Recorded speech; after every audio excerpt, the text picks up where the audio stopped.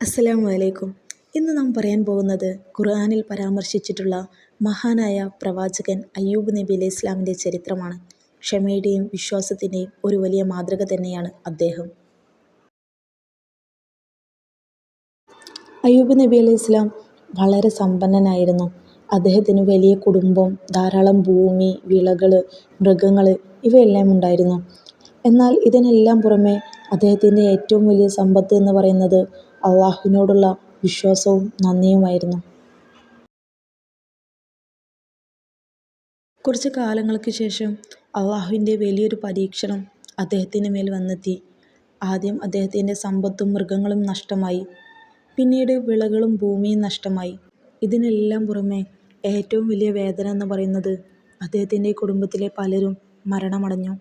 അവസാനം അയ്യൂബ് നബി അലൈഹി ഇസ്ലാമിന് ഒരു വലിയ രോഗം പിടികൂടി. വർഷങ്ങളോളം അദ്ദേഹം കിടപ്പിലായിരുന്നു. ആരും സമീപിക്കാത്ത വിധം ശരീരം രോഗബാധിതമായി. പക്ഷേ അദ്ദേഹം ഒരിക്കലും അള്ളാഹുവിനെ കുറ്റപ്പെടുത്തിയിട്ടുണ്ടായിരുന്നില്ല. ഇത്രയെല്ലാം പരീക്ഷണങ്ങൾ നേരിട്ടിട്ടും അദ്ദേഹം അള്ളാഹുവിനോട് ഒരു പരാതികളും പറഞ്ഞിട്ടുണ്ടായിരുന്നില്ല. ഈ അനുഗ്രഹങ്ങളെല്ലാം എനിക്ക് അള്ളാഹു തന്നതാണ്, അത് അള്ളാഹു തന്നെ തിരിച്ചെടുത്തു. രാത്രിയും പകലും അള്ളാഹുവിനെ ഓർത്തുകൊണ്ടിരുന്നു. തൻ്റെ പരീക്ഷണത്തിൽ പോലും അദ്ദേഹം നന്ദി പറയുകയും ക്ഷമ കാണിക്കുകയുമായിരുന്നു ചെയ്തിരുന്നത്. ഒരു ദിവസം അയ്യൂബ് നബി അലൈഹി ഇസ്ലാം അള്ളാഹുവിനോട് വിനയത്തോടെ ദുആ ചെയ്യുന്നുണ്ട്. എനിക്ക് ദുഃഖം വന്നു റബ്ബേ, നീയാണ് ഏറ്റവും കരുണയുള്ളവൻ. അദ്ദേഹത്തിൻ്റെ പ്രാർത്ഥന അള്ളാഹു കേട്ടു. അപ്പോൾ അള്ളാഹു അദ്ദേഹത്തോട് പറയുന്നുണ്ട്, നിന്റെ കാലുകൊണ്ട് നീ ഭൂമിയിൽ അടിക്കുക. അദ്ദേഹം അടിച്ചതോടെ ഭൂമിയിൽ നിന്ന് തണുത്ത വെള്ളച്ചാട്ടം പൊട്ടി വന്നു. അയ്യൂബ് നബി അലൈഹി ഇസ്ലാം അത് കുടിക്കുകയും കുളിക്കുകയും ചെയ്തു. അപ്പോഴേക്കും അദ്ദേഹത്തിൻ്റെ ശരീരം മുഴുവൻ സുഖമായി. അസുഖങ്ങളിൽ നിന്നെല്ലാം രക്ഷ നേടി.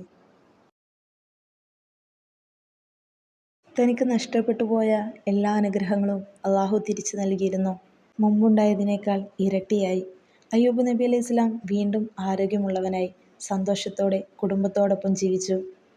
എല്ലാവർക്കും അയ്യൂബ് നബി അലൈഹി ഇസ്ലാമിൻ്റെ ചരിത്രം ഇഷ്ടപ്പെട്ടെന്ന് കരുതുന്നു. ക്ഷമയുടെ വില എത്രത്തോളം ഉണ്ടെന്ന് നമുക്ക് ഈ ചരിത്രത്തിൽ നിന്ന് മനസ്സിലാക്കാം. ഇത് കേൾക്കുന്ന എല്ലാവർക്കും അള്ളാഹു ക്ഷമയും വിശ്വാസവും വർദ്ധിപ്പിക്കട്ടെ. മറ്റൊരു പ്രവാചക കഥയുമായിട്ട് ഇൻഷാ അല്ലാഹ് നമുക്ക് നാളെ കാണാം.